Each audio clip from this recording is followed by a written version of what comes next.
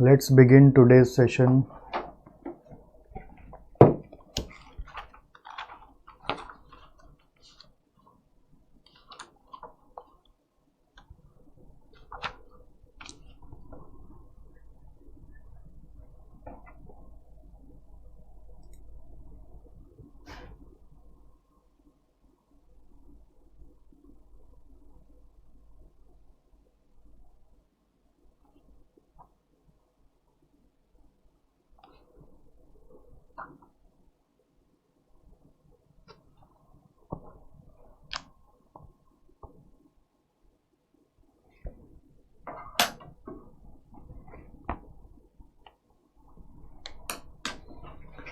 Yes, there is one typo in workbook, page number 10.13.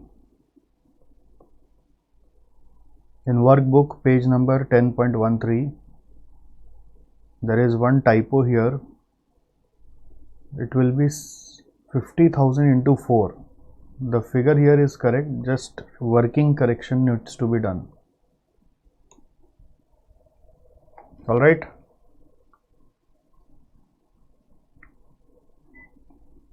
Thank you, Yadvendra, for pointing this out.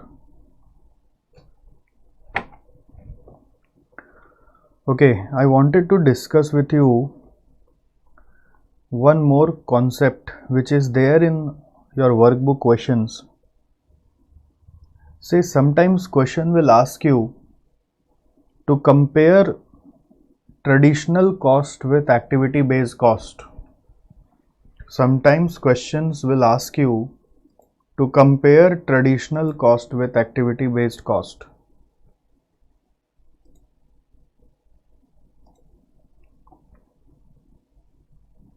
Alright, so if you see our question 3 only which we have solved, if you will compare the cost of product P, previously it was 4.144 in traditional, but in activity it got reduced, and in case of Q, traditionally cost was very less, but in case of activity it got increased. So this may happen due to that fact which I also discussed with you. ये क्यों हुआ होगा ये मैं आपके साथ discuss किया था पहले कि P का आपने इस क्वेश्चन में याद करो कितना यूनिट्स बनाया हुआ है.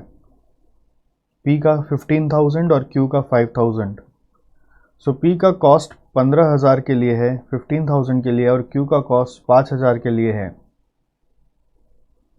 सो एब्जॉर्प्शन कॉस्टिंग क्या करता है? एब्जॉर्प्शन कॉस्टिंग क्या करता है? जो प्रोडक्ट ज़्यादा क्वांटिटी में बनता है उसका कॉस्ट ज़्यादा दिखा देता है, जो प्रोडक्ट कम क्वांटिटी में बनता है उसका कॉस्ट कम दिखा देता है. जबकि मैंने समझाया था कि जो प्रोडक्ट ज़्यादा क्वांटिटी में बनता है वो आपका रिसोर्सेज को कम यूज़ करता है, उसका कॉस्ट पर यूनिट कम होना चाहिए. शायद ये भी एक रीज़न हो सकता है कि एक्टिविटी बेस्ड कॉस्टिंग उसका कॉस्ट कम दिखा रहा है और जो कम क्वांटिटी में बन रहा है उसका कॉस्ट ज़्यादा दिखा रहा है. ऑलराइट, तो ये एनालिसिस कभी कभी क्वेश्चन में करना पड़ता है. Question will ask you to compare the two cost. So you will write like this कि in activity based costing the cost of product P has increased, the cost of product P has decreased and cost of product Q has increased. Okay, increase हुआ कि decrease हुआ ये लिखना पड़ेगा, और फिर क्यों हुआ होगा ये भी लिखना होता है.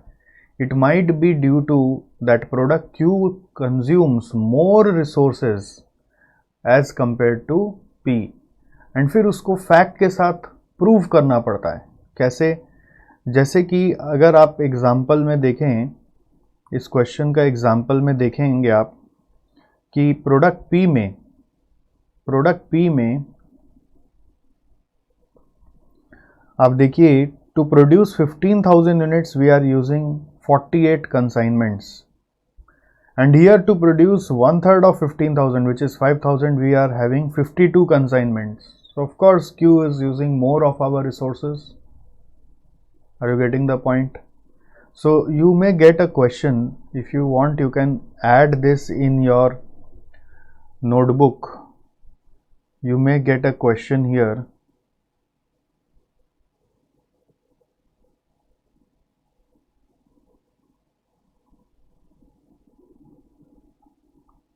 Say part E, compare cost under traditional and ABC.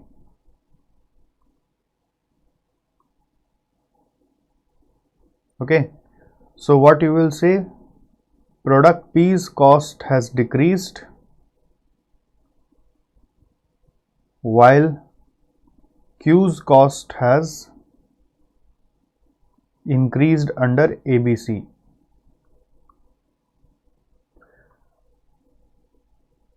Q must be consuming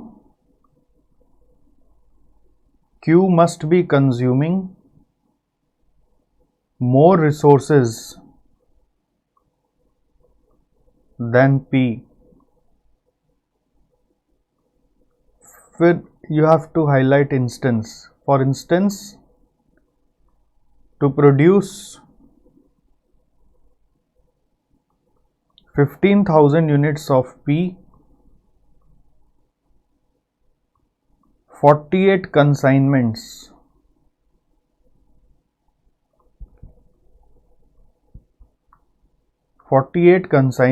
are received, whereas to produce 5,000 units of Q,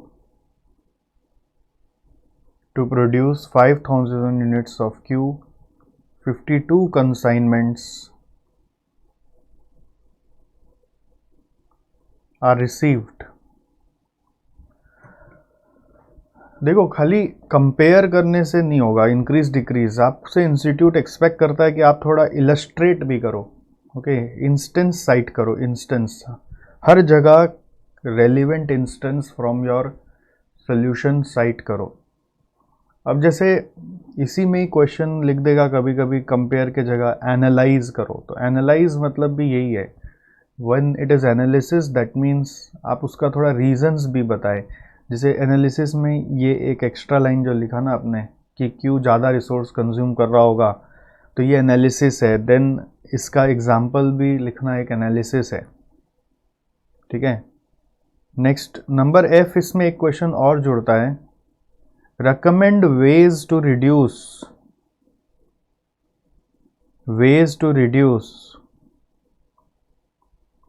activity based cost of product Q. Recommend ways to reduce activity based cost of product Q.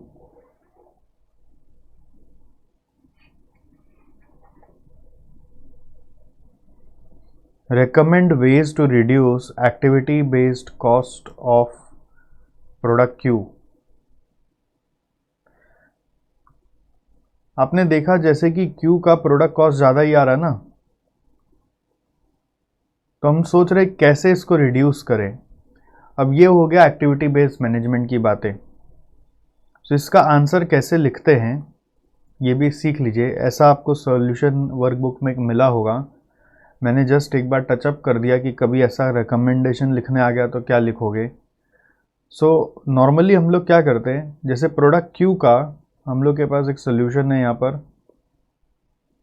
या फिर आप solution छोड़ो, question ही देखो.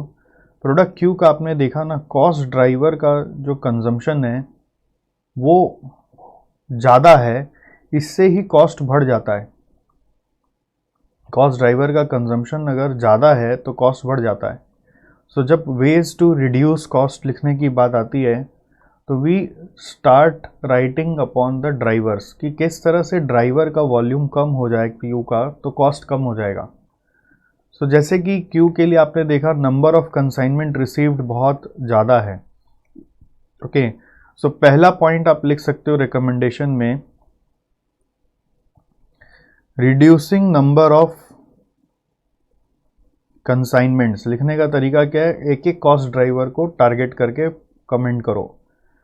Received, अब number of consignments received को कैसे कम किया जा सकता है, by ordering more quantities at a time. आप एक साथ ज़्यादा क्वांटिटी ऑर्डर करोगे तो नंबर ऑफ कंसाइनमेंट रिसीव्ड कम हो जाएगा. By ordering more quantities at a time, reducing number of consignments received by ordering more quantities at a time. So खाली ये नहीं कि बस ये कर लो, कैसे कर लो ये भी बताना होता है. When it is about recommend, you have to also give how to is not reducing number of consignment received. It is what to do. Then after this, how to do by ordering more quantities at a time. Similarly, we have number of setups, 24 setups are there, right? If you see in queue, there are 24 production run. तो आपको production run कम करने के लिए comment करना है. Production run कम करने के लिए comment करना है. So you will say reducing number of production runs. Reducing number of production runs. And ये कैसे होगा? By producing more quantities at a time. एक रन में आप ज़्यादा क्वांटिटी बनाने लगेंगे तो क्या होगा? नंबर ऑफ रन्स कम हो जाएगा. By producing more quantities in one run. Third number आपने देखा होगा क्वालिटी इंस्पेक्शंस है. क्वालिटी इंस्पेक्शन है, जैसे 30 के जगह 10 है, यहाँ पे 10 है, तो इसको भी कम करने का उपाय होता है reducing dependency on quality inspection. Reducing dependency on quality inspection. ठीक है. अब ये कैसे रिड्यूस होगा? देखिए सर, एक चीज़ आपको बताएं, ये सब जो आप लिख रहे हो ऐसे अच्छा लग रहा है सुन के, बट ऐसा तो कहीं आपके नोट्स में लिखा हुआ नहीं था. अरे यही तो मज़ा का चीज़ है, अपने सिलेबस का यही तो मज़ा का चीज़ है. सब कुछ लिखा हुआ नहीं है, बट फिर भी आपको आंसर में लिखना है अपना कॉमन सेंस लगा के. सर ये कैसे क्लिक करेगा? इसलिए तो पढ़ा रहे हैं. एक बार पढ़ो लोगे तो क्लिक करेगा. बहुत सारा कॉन्सेप्ट ऐसा है सिलेबस में जो क्वेश्चन में जाके कवर अप होता है बहुत बार. So reducing dependency on quality inspection. Okay, तो ये कैसे होगा? Reducing dependency on quality inspection by working with reputed suppliers who supply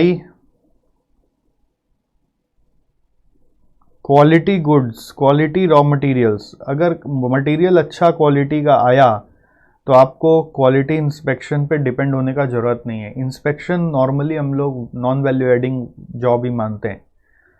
आप ज़्यादा इंस्पेक्शन करो, कस्टमर को उससे कोई लेना देना नहीं है.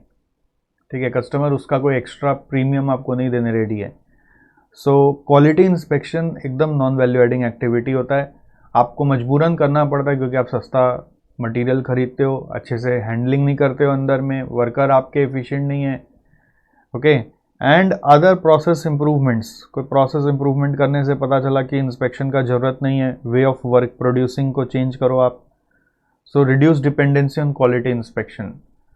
Another way of reducing cost which is not now answerable from your cost driver.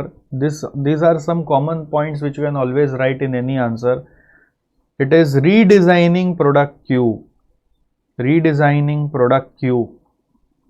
Redesigning product queue to reduce its complexity.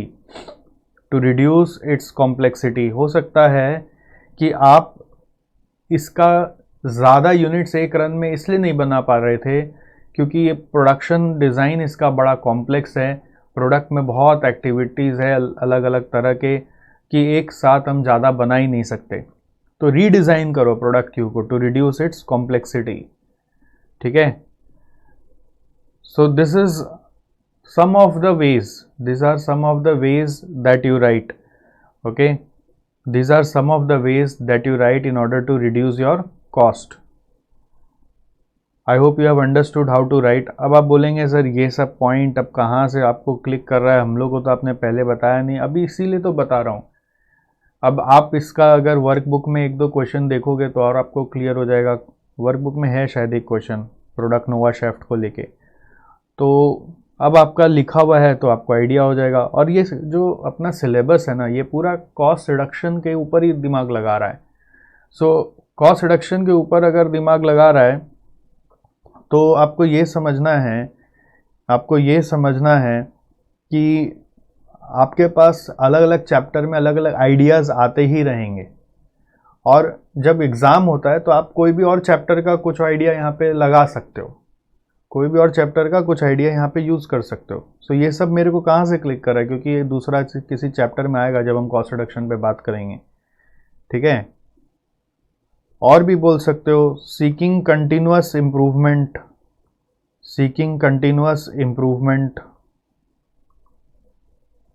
Kaizen जो आपको बताया था, seeking continuous improvements over a period of time. Many times it is not possible to reduce cost instantly, so you can see continuous improvements over a period of time. Okay, तो ऐसे भी answer लिखा जाता है। See, there is no complete answer. This is the thing. There is no complete answer. अब exam में कैसे check होगा? नॉर्मली सजेस्टेड आंसर्स जो इनके पास आएंगे, उनके पास बहुत सारे ऑप्शंस लिखे हुए रहते हैं कि ये भी लिखे तो मार्क्स देना, ये भी लिखे तो मार्क्स देना, इनमें से कोई 3 पॉइंट लिखा हो तो मार्क्स दे देना। सो दे चेक इट दैट वे, तो आपका उसमें से कुछ ना कुछ मैच हो जाएगा तो आपको मार्क्स मिल जाएगा, ठीक है।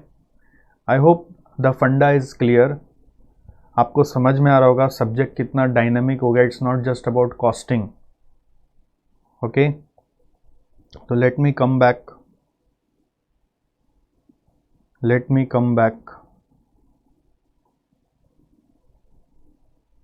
एक बार एक्टिविटी बेस्ड मैनेजमेंट को देख लो दोस्त, एक बार इसको देख लो। ABM, ऑपरेशनल ABM क्या होता है कि एग्जिस्टिंग प्रोडक्ट में काम करते करते हम कैसे इंप्रूवमेंट ला सकते हैं by not doing non value adding activities. इसको हम लोग एक तरह से और बुलाते हैं, we also call it as doing things right. इसका मतलब होता है डूइंग थिंग्स राइट, मतलब जो काम हो रहा है उसको अच्छे से करो, बिना वेस्टेज किए करो। स्ट्रेटेजिक ABM को हम लोग बुलाते हैं डूइंग राइट थिंग्स का मतलब हो गया ऐसा काम करो जो गड़बड़ बाद में होगा ही नहीं, वो लॉन्ग टर्म में प्लान किया जाता है, ठीक है। जैसे मान लीजिए जब हम normal face to face class लेते थे तो हमें लगता था कि स्टूडेंट वीडियो रिकॉर्डिंग को वैल्यू देता है, उसको वीडियो बैकअप चाहिए, तो हम क्लास करते करते वीडियो रिकॉर्डिंग करने लगे और उसको ठीक से मैनेज करने लगे।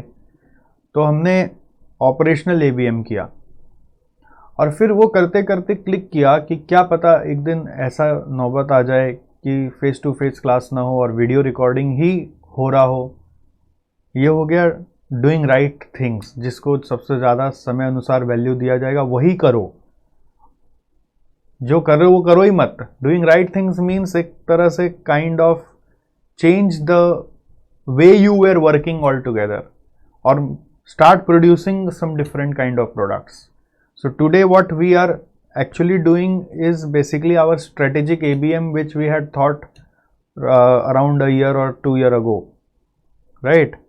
तो benefits of ABM में ये सब आपको बताया मैंने। 3 मेन आपको याद रखना है कि परफॉर्मेंस मेजरमेंट होता है, दूसरा वैल्यू एनालिसिस होता है और तीसरा आपका प्राइसिंग होता है।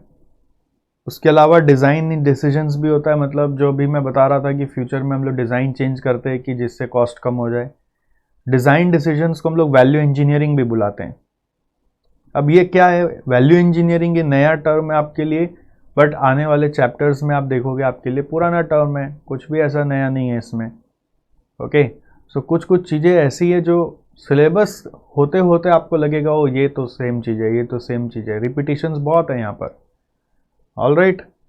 तो एक बार मैंने रिकलेक्ट करा दिया, क्योंकि मैं अभी चाहता हूं आपके साथ एक क्वेश्चन करना दिव्य जड़ी बूटी बुक से। चलिए दिव्य जड़ी बूटी बुक में आइए। मेलोडी, मेलोडी है चॉकलेटी, मेलोडी वाला क्वेश्चन होगा एक।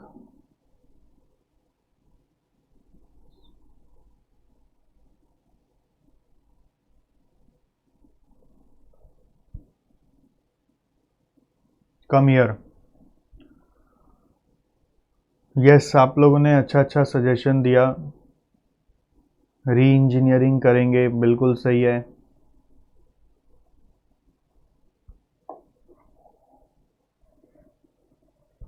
क्वेश्चन नंबर 6 में आ जाओ।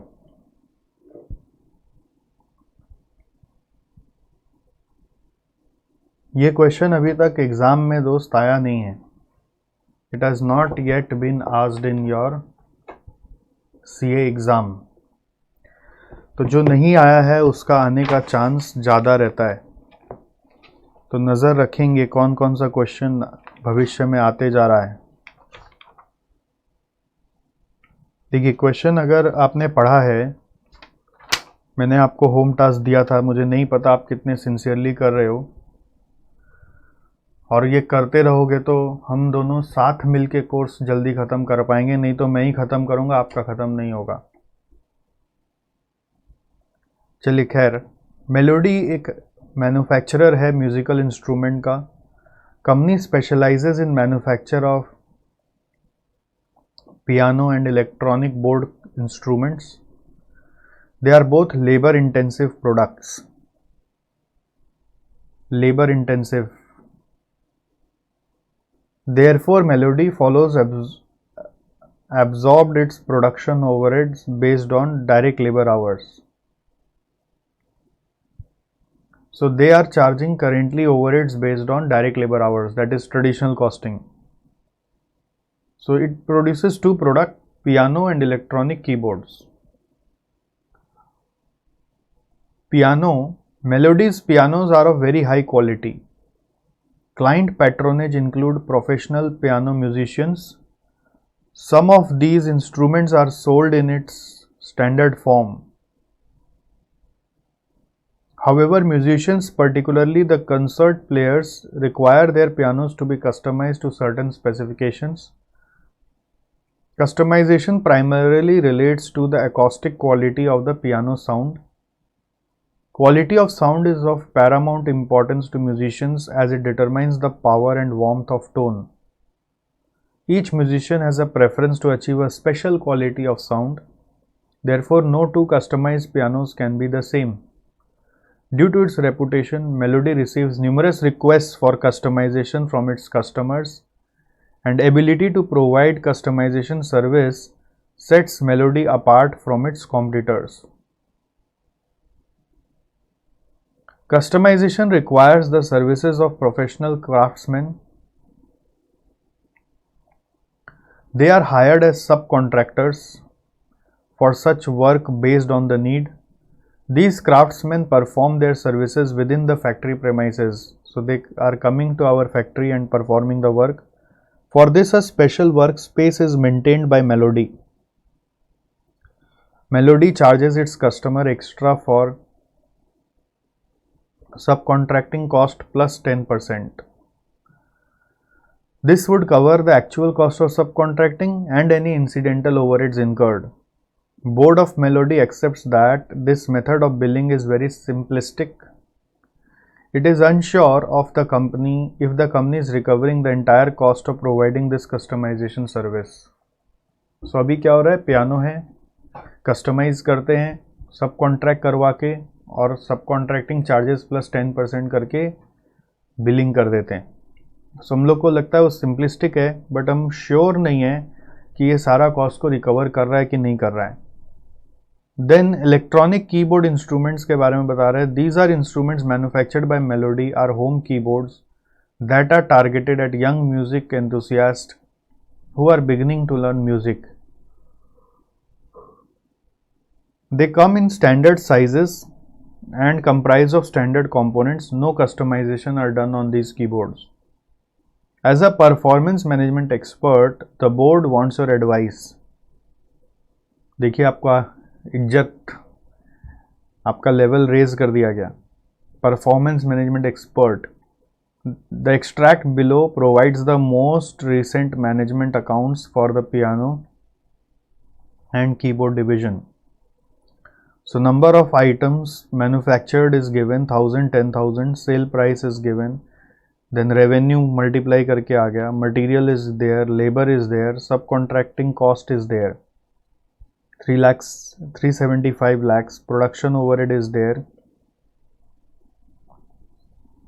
total cost of production is also there, then sales minus total cost करके GP आ गया। सब कुछ दिया हुआ है तो हमें क्या करना है भाई, फिर प्रोडक्शन ओवरहेड्स में इसका ब्रेकअप दे रहा है। इंस्पेक्शन एंड टेस्टिंग है 345, space maintenance cost for subcontracting work, इस पे स्टार लगाइए। Rent utilities to support staff to maintain storage is 50 lakhs, other production overheads is 120 lakh। तो इन तीनों को ऐड करिए कितना आ रहा है, देखिए दिस इज कमिंग 515 lakhs, जिसको इन्होंने ब्रेक किया हुआ है 450 और 65 में, 450 और 65 में, करेक्ट। नेक्स्ट क्वेश्चन पूछ रहा है discuss the difference of treatment of production overheads under absorption costing and activity based costing. देखो देखने से लग रहा था कोई प्रैक्टिकल क्वेश्चन करने बोलेगा, बट प्रैक्टिकल क्वेश्चन में क्या होता है ना, कैलकुलेट, कंप्यूट, प्रिपेयर। यहाँ तो बोलते हैं डिस्कस करो, मतलब क्या थ्योरी लिखो? यस, थ्योरी लिखना है। कैसे? अब यही आपको सीखना है। That's how this question is fantastic question. Treatment of production overhead under absorption costing. Discuss करो, पहले बताओ कैसे होता है, और फिर यहाँ से क्वेश्चन से थोड़ा सा आप पुटअप करो।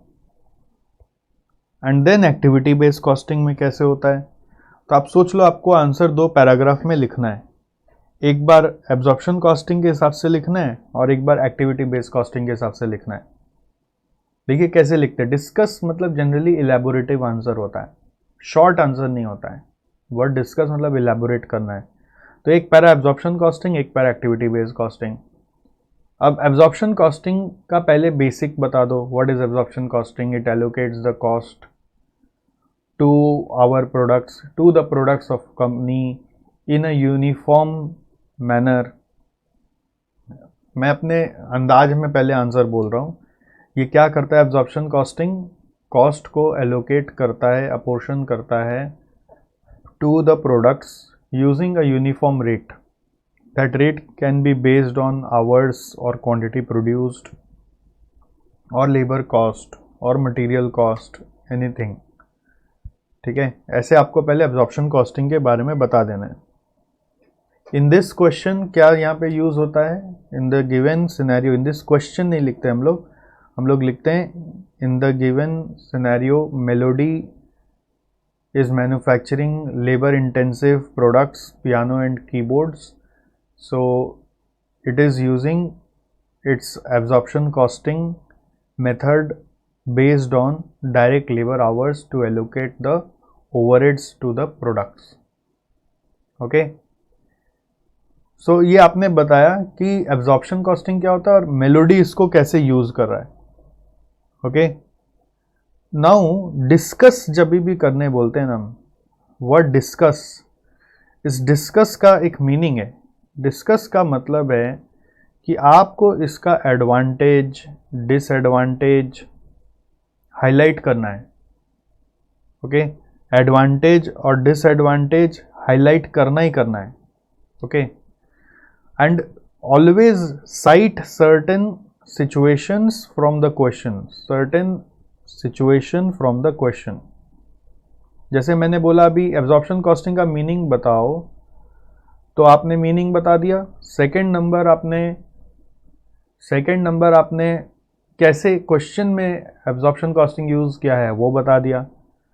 अब एब्जॉर्प्शन कॉस्टिंग के बारे में और बात करेंगे कि ये सिंपलिस्टिक है, सिंपल है, सिंपल टू यूज है, बट इसका अपना लिमिटेशन है कि समटाइम्स ये एक्यूरेटली कॉस्ट को अपोर्शन नहीं कर पाता है based on the cost of resources actually used in the product. अब आप हवा में छोड़ दोगे ये बात तो उसका वजूद नहीं है, तो आपको उसका साइट सर्टेन सिचुएशन करना पड़ेगा। सर्टेन सिचुएशन में क्या साइट करोगे, जैसे कि आप देखो यहाँ पर प्रोडक्शन ओवरहेड को लेके ही 5,15,000 है, ठीक है, सॉरी 515 लाख है, इट इज़ 515 लैक्स। तो वो 515 लैक्स आपका टोटल में दोनों में डिस्ट्रीब्यूट हुआ है। अब ये अगर लेबर आवर के बेसिस पर डिस्ट्रीब्यूट होगा तो इसका मतलब क्या होगा कि ये 515 लाख का 2 हिस्सा हो जाएगा on the basis of labour hours. तो क्या होगा कि सब कॉन्ट्रैक्टिंग का वर्क, इफ़ यू रिमेंबर, वो सिर्फ पियानो पे होता था, जहाँ कस्टमाइजेशन होता है वहीं पर होता था, तो सब कॉन्ट्रैक्टिंग वर्क का कॉस्ट दोनों में चला जाएगा। तो ये ठीक से कॉस्ट को अपोर्शन नहीं कर रहा है according to the resources used. Okay, I hope आपको समझ में आएगा कैसे इंस्टेंस साइट करते हैं। इंस्टेंस साइट करना बहुत ज़्यादा ज़रूरी है। उसी तरह से एक और बोल सकते हो कि जैसे अब रेंट है, रेंट का कॉस्ट नॉर्मली आपको पता है फ्लोर एरिया से बटना चाहिए, बट आप तो रेंट को भी लेबर आवर के बेस में दोनों में बांट दे रहे हो। So sometimes labour our does not depict the correct picture of share of overheads when it is the cost of rent. Rent बांट रहे हो तो आप लेबर आवर के बेसिस में बांट रहे हो, ये कैसे हो सकता है?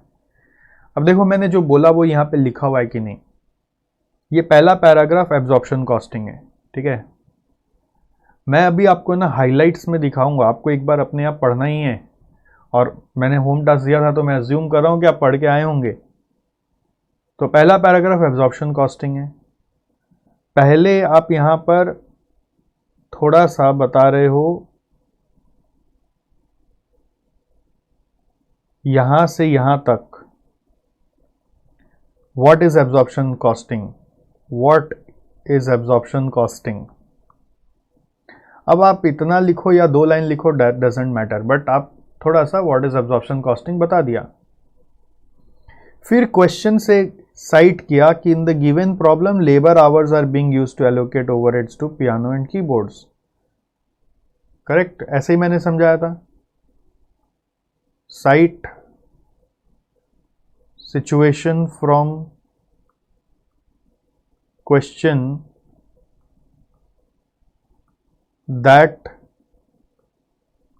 it uses labor hours. Got it? अब इसमें प्रॉब्लम क्या है, whether this resource was used by the product और नॉट, कॉस्ट बढ़ जाएगा। अब यहां पे इन लोग डिसएडवांटेज बोलने लग गया, डिसएडवांटेज। अब उसको एक्सप्लेन करने के लिए एक एग्जाम्पल 1 आया, सब कॉन्ट्रैक्टिंग। एग्जाम्पल 1 सब कॉन्ट्रैक्टिंग का कॉस्ट, जैसे मैंने आपको बताया कि सब कॉन्ट्रैक्टिंग सिर्फ पियानो के लिए हो रहा है, बट उसका कॉस्ट दोनों में जा रहा है।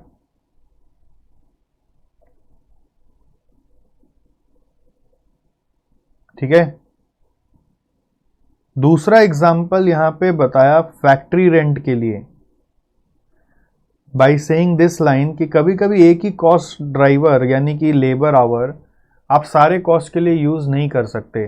जैसे example 2, factory rent can not be apportioned on the basis of labour hours. ठीक है। So you see the art of writing the answer, you can not just say okay लिखना है, 1-2 लाइन से भी काम नहीं होगा। डिस्कस करना है तो डिस्कस करने के लिए मुझे पॉइंट्स चाहिए ना। एडवांटेज नहीं लिखा हुआ यहाँ क्योंकि वो लास्ट में लिख दिया लोग, एक साथ दिखा दूंगा। आप यहाँ पे एडवांटेज भी लिख सकते हो। जब भी डिस्कस करते हैं ना, तो ऐसे अपने जैसे बातचीत भी करते हैं ना, तो हर सिनेरियो का प्रोज कॉन्स दोनों डिस्कस करेंगे। हर सिनेरियो का प्रोज और कॉन्स हम दोनों डिस्कस करेंगे।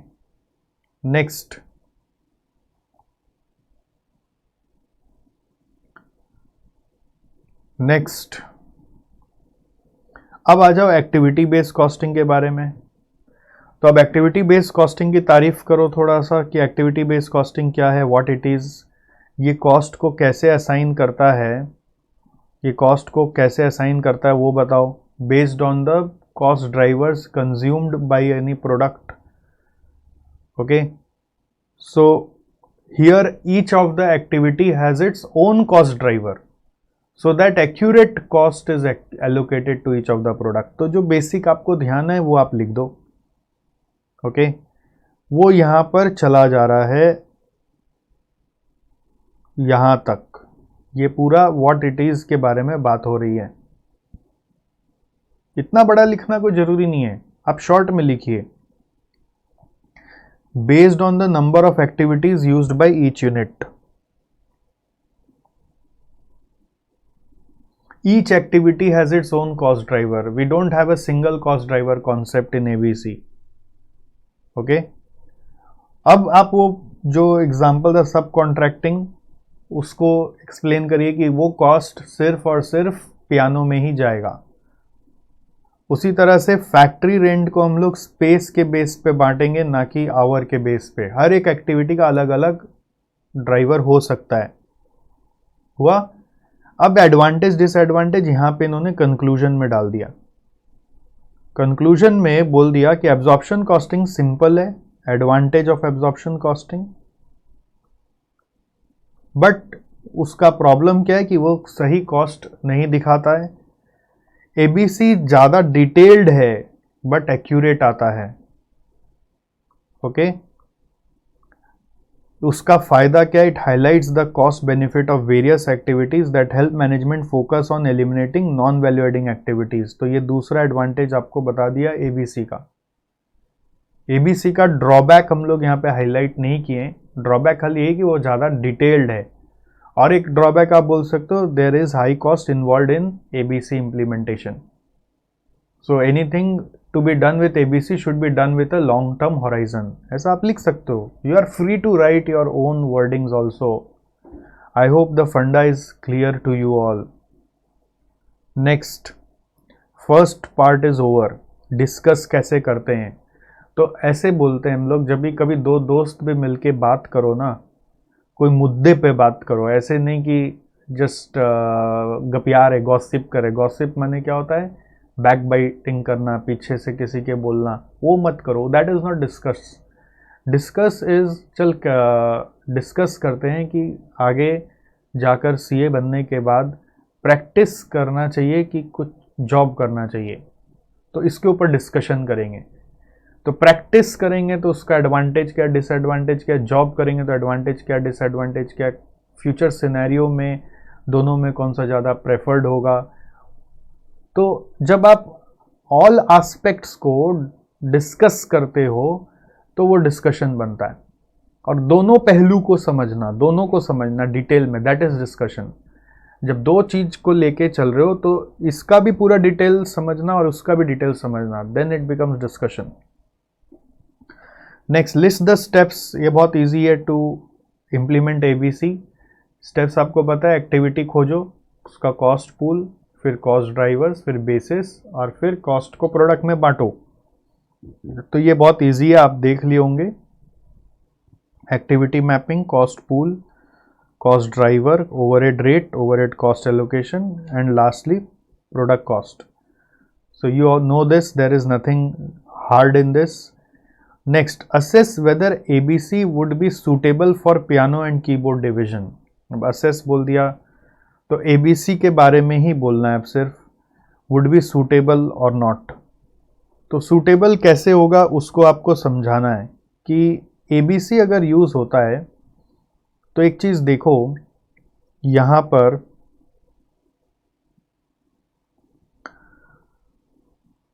सब कॉन्ट्रैक्टिंग को लेके एक बार बात करते हैं। जैसे इनका ट्रेडिशनल सिस्टम में प्राइसिंग चल रहा है सब कॉन्ट्रैक्टिंग कॉस्ट प्लस 10%। सो पियानो का टोटल सब कॉन्ट्रैक्टिंग कॉस्ट है 375 lakhs। उस पर 10% करते हैं तो 37,50,000 आता है। ओके, क्वेश्चन में बोला था कि ओवरहेड्स के अंदर सब contracting related space maintenance cost सिर्फ सब कॉन्ट्रैक्टिंग रिलेटेड ही 50 लाख है। तो अगर आप 375 लाख पे 10% एक सिंपल अप्रोच फॉलो कर रहे हैं तो आप सिर्फ 37,50,000 ही रिकवर कर रहे हैं, आप अपना 50 लाख रिकवर नहीं कर पा रहे, और आप ABC फॉलो नहीं कर रहे ना, तो आपको पता भी नहीं कि इसका कॉस्ट 50 लाख है। तो ABC जब फॉलो करोगे तो ये कॉस्ट सिर्फ पियानो पे ही जाएगा, तो आपको दिखेगा कि पियानो का एक्चुअल कॉस्ट क्या आ रहा है। सो अकॉर्डिंगली आप प्राइसिंग पे फोकस करोगे। ठीक है, तो इस तरह से आप ABC के बारे में बता सकते हो। अगर सही प्राइसिंग किया, जो प्रोडक्ट हमारा पहचान है, हमारा गुडविल का कारण है, अगर हम उसका प्राइसिंग ही सही नहीं कर पा रहे हैं तो हम उस प्रोडक्ट को लेके सस्टेन नहीं कर पाएंगे। ठीक है, तो सस्टेन करने के लिए इसके लिए ABC मेथड जस्टिफाइड लग रहा है। तो देखिए इसमें कैसे लिखा हुआ है, पियानो डिवीजन के पास रिक्वेस्ट आते रहता है फॉर कस्टमाइजेशन। अच्छा, क्वेश्चन ने पूछा है कि पियानो और कीबोर्ड दोनों के लिए आपको आंसर करना है, तो पहले मैं पियानो के लिए बात कर रहा हूँ।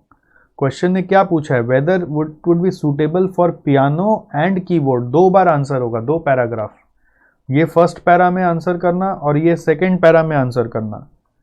तो पहले पियानो के लिए बात हो रहा है कि पियानो में इतना कस्टमाइजेशन रिक्वेस्ट आता है, उसका काम सब कॉन्ट्रैक्टिंग के थ्रू होता है, जो केस है उसको पहले थोड़ा सा बोलो, और कंपनी सब कॉन्ट्रैक्टिंग प्लस 10% उस पर चार्ज करता है। करेक्ट। सो करंट सिनेरियो में तो यही दिख रहा है कि आपका जो चार्जिंग करने का मेथड है वो सही नहीं है, चार्जिंग करने का जो मेथड है वो सही नहीं है। ओके, आइए पढ़ते क्या बोला है। The piano division receives numerous request for customization from its customers. While it produces only 1,000 pianos in a year, no customizations are same. Therefore, range of pianos manufactured by Melody can be considered varied. So, normally ABC हम लोग कब लगाते हैं, जब बहुत सारा variation बन रहा होता है एक प्रोडक्ट का। प्रोडक्शन ओवरहेड्स कॉस्ट इंक्लूडिंग सब कॉन्ट्रैक्टिंग वर्क, सब कॉन्ट्रैक्टिंग को अगर प्रोडक्शन ओवर के साथ इंक्लूड कर दे तो पियानो का टोटल कॉस्ट में वो 35% बनता है। अब आप ये एनालिसिस करो नहीं करो उतना महत्व नहीं रखता, बट आप ये समझ सकते हो कि इन दोनों को मिला के अगर हम टोटल कॉस्ट से कंपेयर करें तो मेजर कॉस्ट जो है इसका वो यही दो है, 35%। सब्सटैंशियल मतलब होता है anything more than 20%। So it is a substantial part of product cost. Due to variety in customization, it is important to price each customization at a rate that will yield an acceptable profit margin to Melody. तो मैंने क्या बोला, जिस product के लिए मेरा नाम है, जिस प्रोडक्ट के लिए लोग मेरे पास आते हैं, मैं अगर वही प्रोडक्ट को सही तरीका से प्राइस नहीं कर रहा हूं तो मैं सस्टेन कैसे करूंगा। ठीक है, to do this, manufacturing process has to be segregated into various activities and cost pools. Depending on utilization of resources related to each activity, each piano can be sold at an appropriate price. If piano requires more resource of activity, this can be included in product cost and factored into the selling price, such that even with customization, an acceptable profit margin is earned. अब आप इसमें वो सब contracting वाला जो मैं example आपको बोला वो लिख सकते हो, यहाँ नहीं दिया हुआ है, यहाँ बाद में दिया हुआ है, आगे जाएंगे तो दिखेगा। ठीक है, एग्जांपल में you can also site about, मैं यहाँ पे लिख देता हूँ plus right about, may right about accuracy of costing, accuracy of costing will be more in ABC.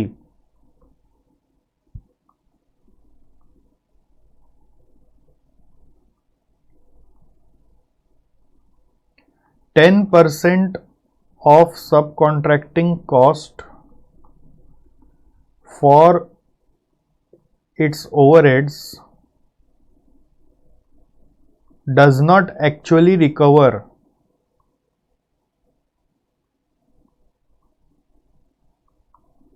the subcontracting overheads of ₹50 lakhs। ये एग्जाम्पल आप साइट कर सकते हो। 50 लाख का ओवरहेड था ना, 10% ऑफ सब कॉन्ट्रैक्टिंग कॉस्ट चार्ज करने से वो रिकवर नहीं हो रहा है, तो समहाउ आप मिस प्राइसिंग कर रहे हैं। आप अपना घर से रुपया लगा रहे हैं पियानो बनाने के लिए, है कि नहीं। सो ये पार्ट लिखा हुआ है आंसर में, बट उन्होंने नेक्स्ट पार्ट में घुसा दिया है। आप यहाँ पे भी बोल सकते हो कि ABC के लिए पियानो के लिए ABC सूटेबल है कि नहीं। तो पहला चीज़ यहाँ पे हाईलाइट करना था मेरे नज़र में सबसे इम्पॉर्टेंट कि ये वैरायटी ऑफ प्रोडक्ट्स यहाँ पे बन रहा है हर बार, और वैरायटी जब तक ना हो तब तक ABC सूटेबल नहीं है। और दूसरा, आपको पियानो को ठीक से प्राइस करना ज़रूरी है, क्योंकि ये आपका टॉप प्रोडक्ट है, इसमें आपको प्रॉफिट अर्न करना ज़रूरी है, और वो नहीं हो पा रहा है अभी, ये आप यहाँ पे बता सकते हो। ओके, नेक्स्ट पॉइंट आता है कि कीबोर्ड डिवीजन के लिए ABC सही है क्या? The answer is no, keyboard division के लिए सही नहीं है, क्योंकि एक कीबोर्ड डिवीजन स्टैंडर्ड प्रोडक्ट है, यहाँ पे कोई वेरिएशन नहीं आ रहा है। तो जब वैराइटीज नहीं बन रहा तो रिसोर्सेज कंजम्पशन में कोई ऐसा चेंजेस नहीं है, तो यहाँ पर ABC का जरूरत नहीं है। ठीक है, सो कीबोर्ड डिवीजन के बारे में यहाँ पे बोल रहे हैं हम लोग कि यहाँ पर सब चीज़ स्टैंडर्डाइज है, कोई वेरिएशन नहीं है। सो यहाँ पे ABC में चले जाओगे तो टाइम कंज्यूमिंग और कॉम्प्लेक्स प्रोसेस है, और ओवरहेड का एक पोर्शन बता रहा है कि वो 6% ही है, वो आप नहीं भी दिखा सकते हो, दिखाओ तो अच्छा है। Due to standardize nature and low quantum of production overheads ABC may not be justified. ABC not required for keyboard division, ठीक है, but it is required for piano. So ABC का और एडवांटेज यहाँ पे बता दिया है, एडवांटेज ऑफ ABC वापस से बोल दिया है कि आप ABC अगर इम्प्लीमेंट करेंगे पियानो में तो आप वैल्यू एडिंग एक्टिविटीज़ को खोज पाएंगे, नॉन वैल्यू एडिंग को एलिमिनेट कर पाएंगे, उसके बारे में भी बोल दिया है। ठीक है, सो वो आप कितना लिख पाओगे ये देखिए, आज निर्णय नहीं हो सकता, वो एग्ज़ाम हॉल पे ही निर्णय होगा कितना आप इसमें डिटेल लिख पाओगे। पैटर्न को समझो लिखने का कि appropriateness of ABC for piano लिखना है और कीबोर्ड लिखना है, तो एक पैरा पियानो के लिए, एक पैरा कीबोर्ड के लिए। यहाँ पे हम पियानो के लिए बात कर रहे हैं, और यहाँ के लिए ABC is justified. ABC is justified, क्यों जस्टिफाइड है? बिकॉज रेंज बन रहा है हर बार, कस्टमाइज्ड है, और ये एक वाइटल प्रोडक्ट है हमें जिसका प्राइसिंग करना सही है। जो अभी सही नहीं हो रहा है वो मैं एक इंस्टेंस के साथ आपको बता दिया। ओके, फिर लास्ट क्वेश्चन यहाँ पे क्या बोल रहा है आप देखो, fourth, advise melody about activity based management and ways to improve business performance. So activity based management और उसका कुछ एडवांटेजेस आपको शेयर करना है। तो what is activity based management, आप पहले एक लाइन यहाँ पे वो बोल दोगे पार्ट 4 में, what it is, ABM is a tool to use ABC। याद है ना, कल पूरा समझाया था, tool to use ABC information for making better future decisions at operational और स्ट्रेटेजिक लेवल।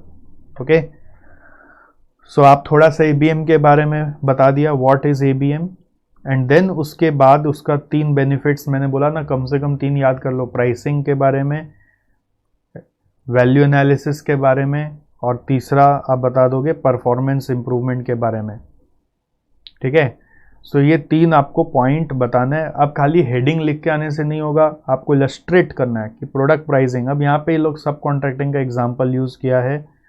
ओके, तो आप जब अगर अपना आंसर में ऊपर में यूज़ कर लिया तो वापस से यहाँ पे साइट करने का ज़रूरत नहीं है, एक बार बस एग्जांपल बता देना कि melody is not recovering the entire portion of incidental overheads incurred by providing the subcontracting work. Pianos is not correctly priced currently, ठीक है। वही सब contracting charges plus 10% does not recover its overheads of 50 lakhs. Got it? अब ये आपका actually pricing का बात आ गया। इसमें आप ऑपरेशनल एबीएम और स्ट्रेटेजिक एबीएम भी बोल सकते हो कि ऑपरेशनली हम लोग ये देखेंगे कि हम लोग कौन सा एक्टिविटी को हटा सकते हैं फॉर फ्यूचर पर्पस, कौन सा एक्टिविटी को नॉन वैल्यू एडिंग समझ के एलिमिनेट किया जा सकता है, ऐसा कोई है तो। और स्ट्रेटेजिक लेवल में हम ये बोल सकते हैं कि हम पियानो में बहुत ज़्यादा कस्टमाइजेशन जब करेंगे ना, तो उसमें एरर्स होने का चांस है, उससे कॉस्ट और बढ़ने का ही चांस है। सो समहाउ आप एक स्टैंडर्ड लेवल पे आ जाइए, कस्टमाइजेशन को कम कर दीजिए। ये हो गया स्ट्रेटेजिक एबीएम। तो यहाँ पर लिखा हुआ है, देखिए, at strategic level melody can determine which type of customization are most profitable. सिर्फ वही करिए और थोड़ा सा कस्टमाइजेशन को कम कर दीजिए। That are not very frequent, too complex and costly may be avoided. कुछ कस्टमाइजेशन जो बहुत कम होते हैं उसको मना कर दीजिए। हर कस्टमर का नीड को आपको मीट करने का ज़रूरत नहीं है। ये स्ट्रेटेजिक एबीएम हो गया कि लॉन्ग टर्म में आप एबीएम से ऐसे डिसीजन ले सकते हो। For piano, ABM for piano कि मिनिमाइज द कस्टमाइजेशन। क्या होता है ना, कस्टमाइजेशन में कस्टमर का नीड इतना वैरायटी का आएगा कि आप कई बार उसको सेटिस्फाई नहीं कर सकते, ठीक है।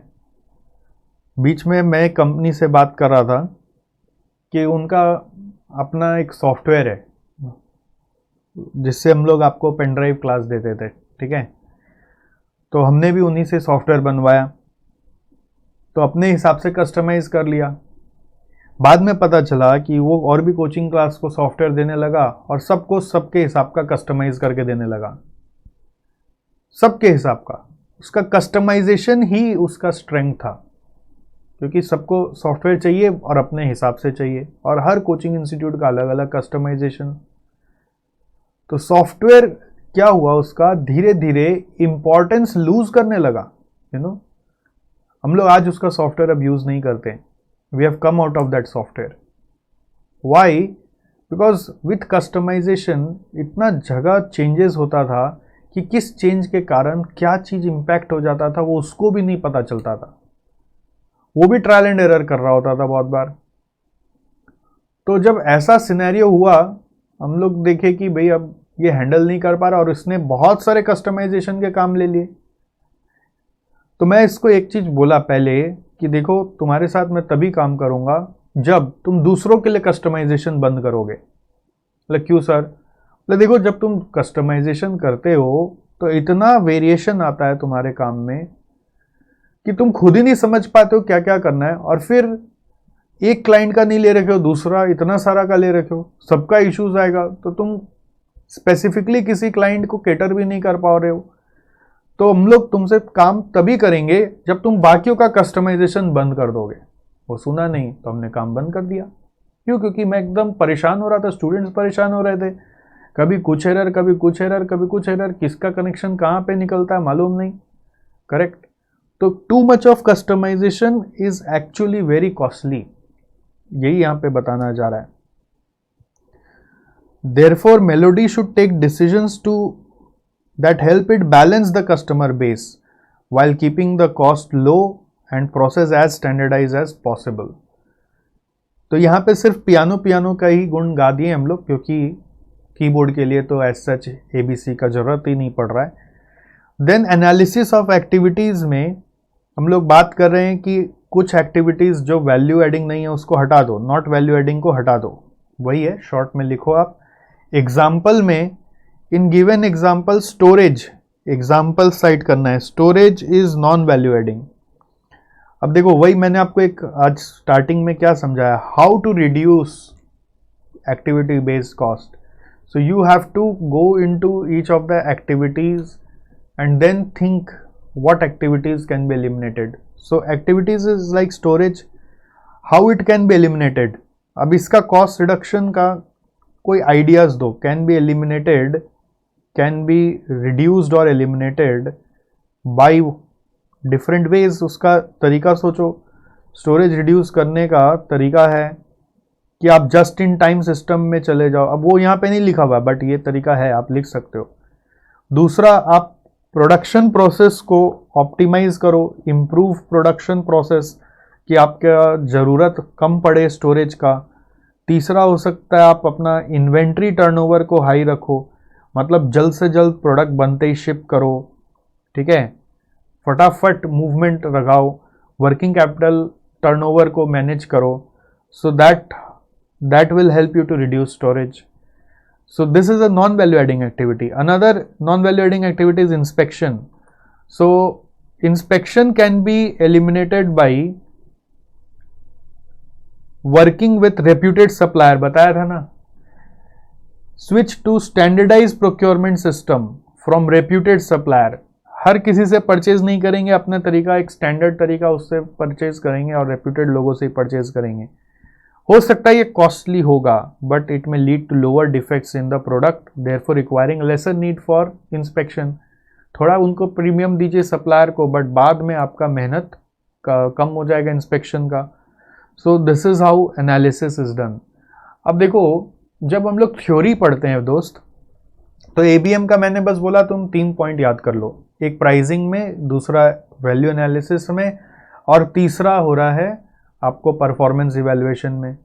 बट आंसर जब लिखना है तो how you are writing, you are citing examples from the given case study. So ये एग्जाम्पल चुनना तभी आएगा जब ऐसे केस स्टडीज को पढ़ोगे, नहीं तो क्लिक नहीं करता है. और मैं कॉन्सेप्ट में खाली ऐसे नहीं बोल सकता ना कि ये कर लो वो कर लो, तो क्वेश्चन स्पेसिफिक एग्जाम्पल आपको देने पड़ेंगे. देन परफॉर्मेंस इवैल्यूएशन या परफॉर्मेंस मेजरमेंट भी आप एबीएम से कर सकते हो. अब इसमें क्या है, अपने आप क्वेश्चन ने कुछ ना कुछ बना लिया है क्योंकि इसका स्पेसिफिक एग्जाम्पल कहीं है नहीं. ओके, सो यहाँ पर बोल रहा है कि सबको ट्रेनिंग दीजिए कि क्या आपका desired acceptable quality of work है. परफॉर्मेंस मेजरमेंट के लिए क्या होगा, पहले डिज़ायर्ड परफॉर्मेंस तो आपको बताना पड़ेगा ना कि क्या होना चाहिए, फिर उसको एक्चुअल से कंपेयर करेंगे. तो परफॉर्मेंस मेजरमेंट को अगर आप सेटअप करना चाहते हो तो first you need to tell them, train them with what you want. Okay, and then you see what is actually happening and then you measure the deviation and accordingly act upon it. So that way you have to write the answer. And in order to implement this there has to be proper information system that captures such data. जो भी आपको achieve करना है, जैसे आपने बोला कि मैं चाहता हूँ डिफेक्ट मेरा 10,000 यूनिट पे 2 यूनिट का ही आए, तो वो डिफेक्ट को नोट करने का सिस्टम होना चाहिए. आप चाहते हो मेरा साइकिल टाइम इतना दिन में ख़त्म हो जाए, एक बैच चलाऊँगा वो इतना दिन में प्रोड्यूस हो जाए, तो उसको नोट करने का सिस्टम होना चाहिए. That's what information system should be there to capture the data. Okay, so आपको बताना पड़ेगा ना पहले कि आप चाहते क्या हो, और फिर वो हो रहा है कि नहीं हो रहा है उसको कैप्चर करना इंपॉर्टेंट है. इसके बिना परफॉर्मेंस मेजरमेंट इंप्लीमेंट नहीं होता है. ये बहुत बार आएगा आपके कोर्स में आगे जाकर. This is facilitated through implementation of ABC and ABM to have successful system. इसमें सबसे इंपॉर्टेंट है सीनियर मैनेजमेंट का कमिटमेंट होना चाहिए. मतलब अगर टॉप मैनेजमेंट एक्साइटेड नहीं है, इसमें टाइम नहीं दे रहा है, तो जूनियर मैनेजमेंट के भरोसे कोई परफॉर्मेंस इवैल्यूएशन सिस्टम इंप्लीमेंट नहीं हो सकता. सीनियर के रहने से क्या होता है ना, जूनियर और ज़्यादा सीरियस हो जाते हैं. अगर मेरे ऑर्गेनाइजेशन में मैं किसी पर्टिकुलर मुद्दे को लेकर सीरियस ना हूँ, ओके, तो मेरे नीचे वाले भी सब ऐसे ही चलेंगे. मैं सीरियस हो जाऊँगा तो वो भी उस मैटर को सीरियस लिया करेंगे. तो इसलिए senior management commitment is needed. और फिर proper communication and training has to be given to the employees. okay, तो इसमें as such question से connect नहीं हो रहा है, general answer हम लोग लिख रहे हैं. To implement such a performance management has to commit sufficient time and effort, and again cost benefit consideration should also be taken कि आपका ये सब करके खर्चा ही लगना है, तो अल्टीमेटली बेनिफिट क्या आना है लॉन्ग टर्म में वो भी देख लीजिए। टू कंक्लूड, ये फाइनल कंक्लूजन है आपका, फाइनल कंक्लूजन है कि एबीएम से आपको क्या फ़ायदा होगा। Should not take up productive time of employees and become non value adding in itself. इसका मतलब एबीएम ऐसा ना हो जाए कि इम्प्लीमेंट करने गए और पता चला कि एबीएम ही अपने आप में एक नॉन वैल्यू एडिंग काम हो गया है, ऐसा ना हो जाए। क्योंकि एबीएम को सक्सेसफुल बनाने के लिए आपको टाइम देना होगा, आपको खुद कॉस्ट एफर्ट इंक्रीज करना होगा अपना, तब जाके एबीएम का कोई रिजल्ट आएगा और परसिस्टेंटली लगे रहना पड़ेगा, वरना एबीएम इन इटसेल्फ एक नॉन वैल्यू एडिंग एक्टिविटी आपके ऑर्गेनाइजेशन के लिए बन जाएगी। बहुत इंटरेस्टिंग लाइन लिखा है यहाँ पे कंक्लूजन के लिए कि एबीएम अपने आप में नॉन वैल्यू एडिंग नहीं होना चाहिए, ठीक है, must not become non value adding activity itself, it requires lot of effort to make ABM successful.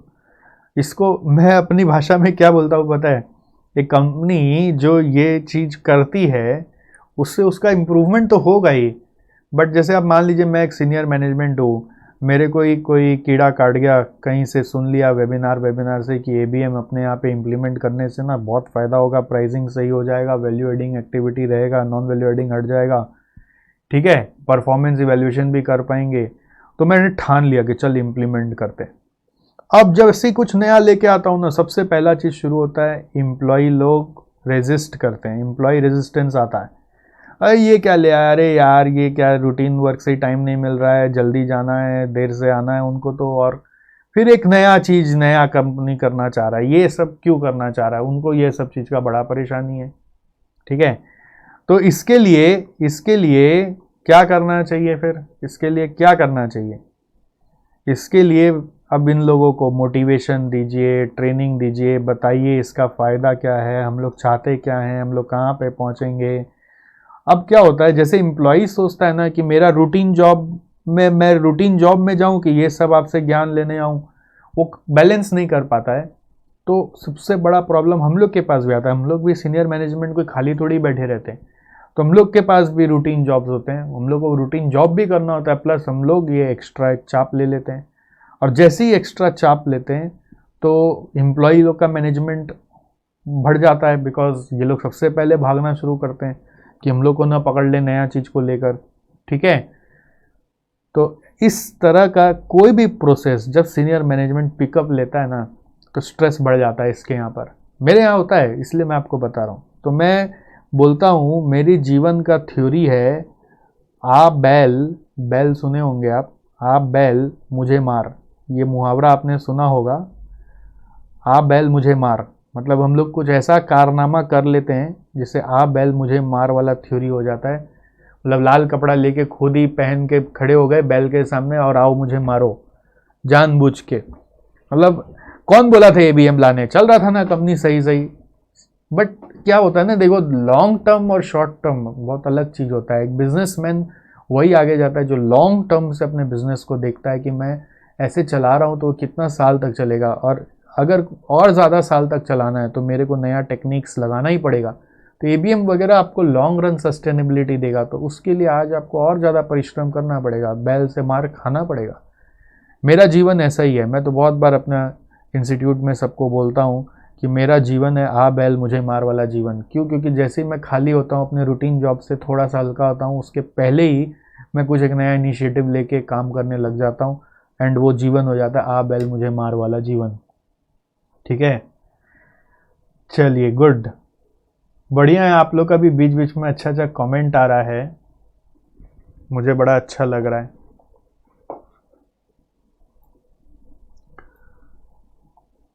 Screen turning black and buffering, तो you might be facing internet issue, आप थोड़ा इसका ना क्वालिटी को लो करके देख लो, वहाँ पे सेटिंग्स बटन होगा, उससे क्वालिटी को थोड़ा सा 360 पे करके देखो। मेरे यहाँ से कोई प्रॉब्लम नहीं है, अगर कुछ भी आपको प्रॉब्लम होता है ना तो मेरे को भी दिखता है यहाँ पर कि मेरा व्यू आपको क्या दिख रहा है, ठीक है। तो अगर मेरे तरफ से कोई प्रॉब्लम होगा ना तो मुझे यहाँ दिख जाता है कि something wrong is going on my side, but here there is clear, मेरे को यहाँ पे कोई प्रॉब्लम नहीं दिख रहा है। हर्षुल कह रहे हैं बिजनेस करना है सर, बिल्कुल करेंगे। बादल कह रहे if we mention product pricing and analysis of activity is that enough, never it is enough. So you will get question of 6 marks. So will you write just 2 lines?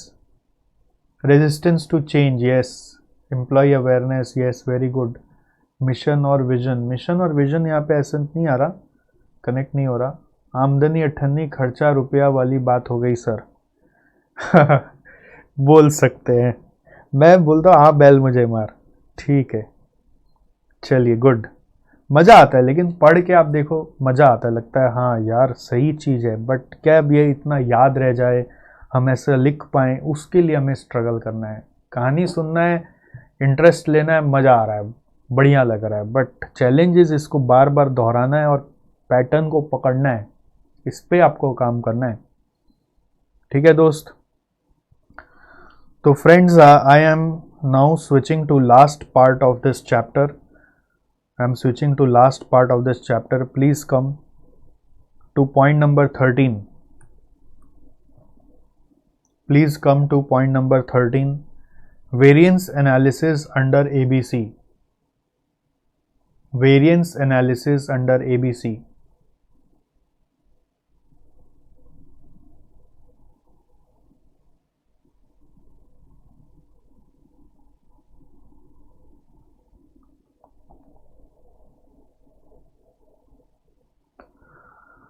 देखो, normally जब अपने cost variance निकालते हैं, थोड़ा सा standard costing जानना है आपको. जब अपने कॉस्ट वेरिएंस निकालते हैं तो we say it is equal to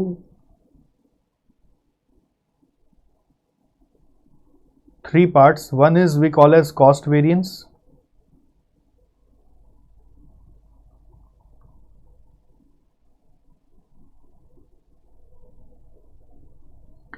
Then we have rate variance and then we have usage variance. से मैं अज्यूम कर रहा हूँ मटेरियल वेरिएंस का बात कर रहा हूँ. एक एग्जांपल आप सोच लो, मटेरियल वेरिएंस का बात कर रहे हैं सर, जहाँ पे रेट के जगह प्राइस रहता है. वेरिएबल कॉस्ट को सोचो, फिक्स कॉस्ट का वेरिएंस अलग ही पढ़ाई होता है, उसके बारे में बात नहीं करें. वेरिएबल कॉस्ट वेरिएंस की बात हो रही है. सो जब कॉस्ट वेरिएंस की हम लोग बात करते हैं, when we talk about cost variance, rate variance is there and usage variance is there. How do we compute these variances? So we need detail as per standard and then we need detail as per actual. Say for standard, detail is given as 1 unit of finished goods is equal to, for example I am talking about material. So 5 kgs of raw material is required at the rate rupees 10 per kg, and in actual we produce say 1000 units of finished goods using 5100 kgs of material at the rate rupees 9 per kg.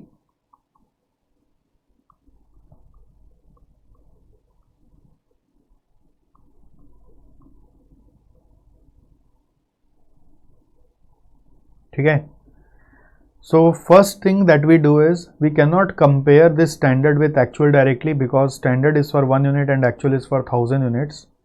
तो अपने को एक working करना होता है जिसको मैं बुलाता हूँ cost card. Cost card, standard cost for actual output and actual cost. एक के लिए 5 quantity rate amount, quantity rate amount. तो 1000 के लिए कितना होना चाहिए? 5000. Rate 10, amount 50,000. एक्चुअल में 5100 है, 9 रुपये के हिसाब से 45,900 है. एक्चुअल तो कॉपी कर दिया मैंने क्वांटिटी रेट, और स्टैंडर्ड में ये 5000 कैसे है? एक के लिए अगर 5 है तो 1000 के लिए कितना होगा? ठीक है. So now we can compare कि टोटल कॉस्ट 50,000 के जगह 45,900 हुआ तो फेवरेबल हो गया, पैसे बच गए तो फेवरेबल हो गया. सो कॉस्ट वेरिएंस आ गया 50,000 minus 45,900 which is equal to 4,100 favourable. So इसका 2 पार्ट हो सकता है, एक रेट वेरिएंस और एक क्वांटिटी वेरिएंस, जिसको आप यूसेज वेरिएंस बोलते हो. So if you compare the rate, 10 रुपया की जगह कितना रुपया हुआ रेट? 9 रुपया. तो 10 माइनस 9, 10 के जगह 9 लगा यानी पैसे बचे। देखो वेरिएंस एनालिसिस का बेसिक फंडा है थॉट प्रोसेस कि पहले खुद ही सोचो कि मेरा फ़ायदा हुआ है कि नुकसान हुआ है। अगर आपको फ़ायदा लगता है तो आंसर पॉजिटिव लाना है, और अगर नुकसान लगता है तो आंसर नेगेटिव लाना है। सो मेरा कॉस्ट अगर 10 के हिसाब से लगना था और 9 के हिसाब से लगा है तो फ़ायदा हुआ है कि नुकसान हुआ है, ये आपको कॉमन सेंस से सोचना पड़ेगा। 10 का चीज़ अगर 9 में ले आते हैं तो फ़ायदा हो गया कि नुकसान हो गया, फ़ायदा हो गया, फ़ायदा हो गया तो पॉजिटिव लाना है। पॉजिटिव लाने के लिए 10 - 9 करो, तो 10 - 9 मल्टीप्लाइड बाई ये जो फ़ायदा हुआ है वो किस पे हुआ है, जितना खरीद के लाए उसी पे आपका 9 रुपया लगा है, तो 9 रुपया यानी 1 रुपया बचा किसके ऊपर, जितना खरीदा उसके ऊपर, 5100। तो 5100 फेवरेबल। अब आप बोलेंगे ये 5100 ही क्यों हुआ, 5000 क्यों नहीं हुआ? अब ये बेसिक कॉमन सेंस है कि 10 सोच के गए थे, रेट 10 सोच के गए थे, 9 रुपया में खरीदा 5100, तो जितना खरीदा उसी पे रुपया बचा। ये सब कॉमन सेंस और इलेबोरेटिव वे में स्टैंडर्ड कॉस्टिंग में पढ़ा देंगे। फिर यूसेज में आ जाओ। यूसेज में 5000 यूज़ करना था, 5100 यूज़ कर लिया। सोचो फ़ायदा हुआ कि नुकसान हुआ? आंसर इज नुकसान हुआ, क्योंकि ज़्यादा यूज़ कर लिया। नेगेटिव लाना होगा, नुकसान दिखाने के लिए नेगेटिव लाना है। तो किसको किसको माइनस करना है? आंसर है 5000 और 5100 को माइनस करना है, इंटू करना है। 5000 माइनस 5100 करके इंटू करना है 10 रुपया से। अब आप बोलेंगे 10 रुपया क्यों लाया, तो 9 रुपया करके। एक्चुअली क्या है, इसका मैनेजर अलग है, इसका मैनेजर अलग है। परचेज मैनेजर खरीद के लाता है तो उसका प्राइस वेरिएंस और रेट वेरिएंस होता है। प्रोडक्शन मैनेजर बनाता है तो उसका क्वांटिटी वेरिएंस या यूसेज वेरिएंस होता है। तो नॉर्मल रूल होता है कि production manager doesn't know about actual. हमेशा याद रखो, he is never informed about at what rate things are brought in the factory, because we don't want that performance evaluation of purchase manager is done by the production manager. अगर production manager को पता चल गया कि 10 का चीज़ 9 में आ रहा है तो परफॉर्मेंस इवेल्युएशन वो करने लगेगा परचेज मैनेजर का, कि परचेज मैनेजर देखो फ़ायदा करा रहा है कंपनी का, या परचेज मैनेजर कंपनी का नुकसान करा रहा है। We want to keep both separate. Purchase manager का परफॉर्मेंस इवेल्युएशन प्रोडक्शन मैनेजर ना करे, इसलिए प्रोडक्शन मैनेजर को कभी बताते ही नहीं कि रेट क्या लग रहा है। जब बताएंगे तो स्टैंडर्ड अपग्रेड करेंगे नेक्स्ट पीरियड में, तब उसको स्टैंडर्ड बता देंगे। बट एक्चुअल में फ्लक्चुएशन क्या आ रहा है प्रोडक्शन मैनेजर को हम नहीं बताते हैं। सो यहाँ पर ये होगा 1000 rupees adverse. If you mix this two you get 4100 favourable. So this is your traditional cost variance. ठीक है, अब आ जाओ हम लोग का एक्टिविटी बेस्ड कॉस्टिंग होने से वेरिएंस एनालिसिस में क्या आता है। पहला चीज़, एक्टिविटी बेस्ड कॉस्टिंग प्रिंसिपल में मटेरियल और लेबर वेरिएंस जैसे पहले होता था वैसे ही होता है। Only change is there in overhead variance. Under traditional system variable overhead का वेरिएंस एनालिसिस अलग है और फिक्स्ड ओवरहेड का एकदम अलग है। आपको थोड़ा बहुत इंटर का याद आता हो, फिक्स्ड ओवरहेड नाम याद आता हो। Fixed overhead cost variance, expenditure variance, volume variance, capacity, efficiency, याद आ रहा है, कैलेंडर। सो फिक्स कॉस्ट का थोड़ा कॉम्प्लेक्स होता था वहाँ पर एब्जॉर्प्शन कॉस्टिंग में वेरिएंस एनालिसिस। वहाँ पे ओवरहेड्स को दो पार्ट में तोड़ते थे, वेरिएबल का अलग करते थे, फिक्स का अलग करते थे। एक्टिविटी बेस्ड कॉस्टिंग कहता है कि सारा ओवरहेड्स वेरिएबल ओवरहेड के तरह मानकर वेरिएंस एनालिसिस करोगे। समझे क्या? पिछला दिन बता रहा था ब्रेक इवन के वक्त मानना, ब्रेक इवन एनालिसिस के वक्त मानना कि एक्टिविटी कॉस्ट सारा फिक्स कॉस्ट है, बट स्टैंडर्ड कॉस्टिंग के वक्त मानना होगा कि सारा का सारा ओवरहेड्स आपका वेरिएबल कॉस्ट है, should be treated like variable overhead cost. Okay, variable है तो किसी चीज़ से वो वेरी करेगा, तो वेरी करेगा, वेरी करने का एक कुछ पैरामीटर चाहिए। जैसे यहाँ पे मटेरियल कॉस्ट है, वो वेरी कर रहा है केजीज के ऊपर, ये वेरिएबल फैक्टर है मटेरियल का। मटेरियल कॉस्ट किसके ऊपर वेरी कर रहा है? मटेरियल का क्वांटिटी के ऊपर। Okay, and when I am talking about activity based cost, then how it will vary? It will vary as per its own cost driver, will vary with their cost drivers. So accordingly, जहाँ पर आप quantity लिखते थे material का, उसके जगह अभी driver लिखना पड़ेगा। तो यहाँ पे एक प्रेजेंटेशन देखो, वही कॉस्ट कार्ड का ढांचा बनाया। यहाँ पर क्या लिखा मैंने, स्टैंडर्ड ड्राइवर्स फॉर एओ। जैसे यहाँ पर मैंने किया था ना वर्किंग कि 1 के लिए 5 है तो 1000 के लिए कितना होगा, 1000 मतलब एओ है, एक्चुअल आउटपुट, एओ माने एक्चुअल आउटपुट। सो 1 के लिए 5 है तो 1000 के लिए 5000 आ रहा है। सो ये क्या है, स्टैंडर्ड क्वांटिटी फॉर एओ है। अभी क्वांटिटी नहीं बोल के मैं बोल दिया एक बार ड्राइवर, क्योंकि हर एक्टिविटी का अपना अपना ड्राइवर होगा। रेट पर ड्राइवर, अमाउंट, फिर actual driver, rate per driver और amount. And then we will find 3 variances. One will be total variance which is activity wise cost variance, total activity cost variance by comparing this to cost variance. जैसे यहाँ पे cost variance आया था अभी, कैसे आया था, 50,000 और 45,900 को कंपेयर किया था ना मैंने। तो 50,000 45,900 को कंपेयर किया तो कॉस्ट वेरिएंस आया। वैसे ही टोटल को कंपेयर करेंगे, कॉस्ट वेरिएंस आएगा। फिर दोनों रेट को कंपेयर करेंगे तो एक्सपेंडिचर वेरिएंस या रेट वेरिएंस भी बोलते हैं, एक्सपेंडिचर वेरिएंस और रेट वेरिएंस आएगा।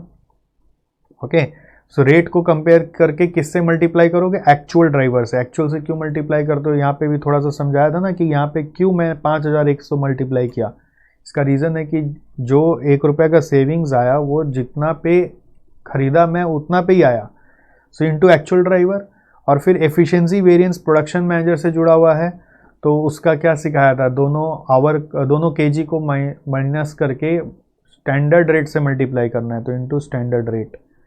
ओके, तो it is quite similar like material variance only. There is no fixed overhead variance analysis under activity based costing principle. It is all like variable overhead. ठीक है, so let me take you to sums of this. इसका सम करा देता हूँ आपको, आप आ जाओ DJB book में। क्वेश्चन नंबर 3 देखो, मुझे ये नहीं पता चल रहा है कि आप कैसे अपना नोट्स बना रहे हो। मैं आपको कुछ ग्राउंड रूल्स वापस बता दूँ। जब भी मैं कुछ सेवियर बुक में कर रहा हूँ, आप पेंसिल से मेरे साथ सेवियर बुक में ही लिख सकते हो। मैं ज़्यादा ही घचोलाबाजी करता हूँ, देखते हो, बहुत ज़्यादा अंडरलाइन, सर्कल वर्कल वो सब आपको नहीं करना है, बट की पॉइंट्स अपनी समझ से मार्क करते रहना है। और ये सब जो एक्स्ट्रा है, ये ट्रेडिशनल कॉस्टिंग का, ये सब जो मैं थोड़ा बहुत न्यूमेरिकल्स लिखता हूँ वो आप लिख सकते हो। देखो मेरा बीच बीच में क्या होता है कि मैं एक्स्ट्रा पेज इंसर्ट करके लिखने लग जाता हूँ। तो जब आपके साथ ऐसा हो तो आपको कॉपी में चले जाना पड़ेगा लिखने के लिए। नॉर्मली मैं फॉलो करूँगा कि सेवियर बुक में मैं एक्स्ट्रा पेज इंसर्ट ना करूँ, ठीक है। बाई चांस अगर कर लिया तो आपको कॉपी में जाना पड़ेगा।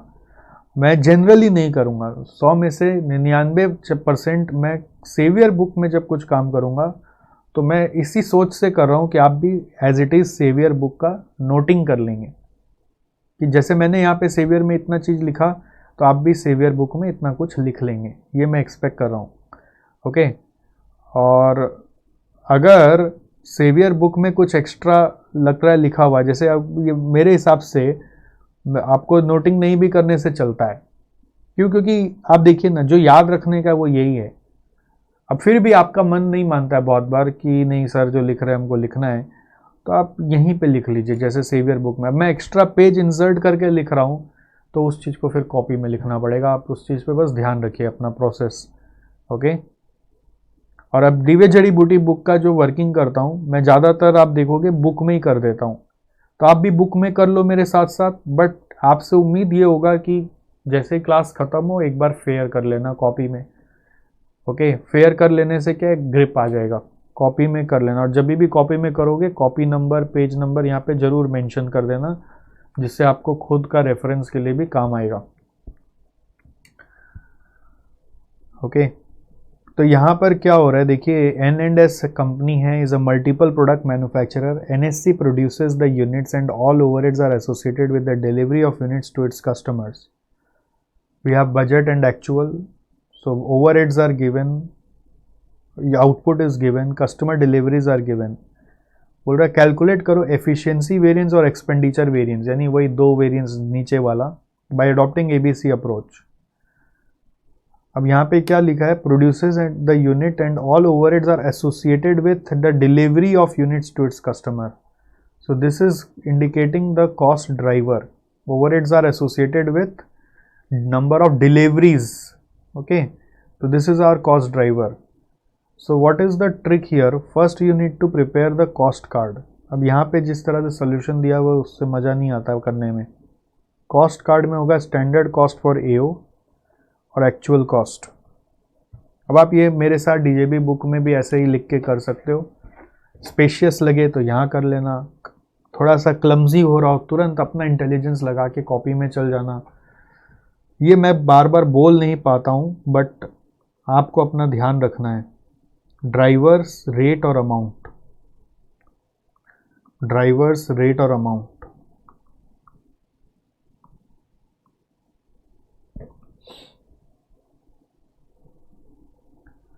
सो यहाँ पे देखिए 2000 यूनिट्स है अपना बजट में. उसके लिए 20 डिलीवरी है. कॉस्ट ड्राइवर है इस कॉस्ट का deliveries. So 20 is for 2000. We have to find for AO.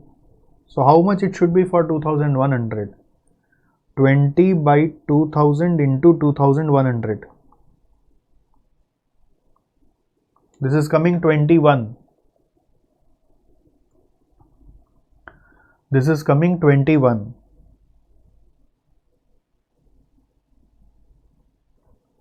Then rate. Rate per driver. जैसे कॉस्ट आपका 4000 है तो डिवाइड बाई 20 करके रेट आएगा. 4000 by 20, 200. Amount is coming 4200.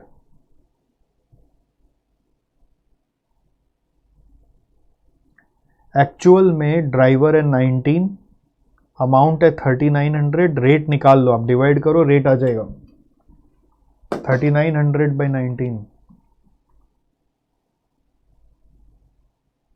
205.263.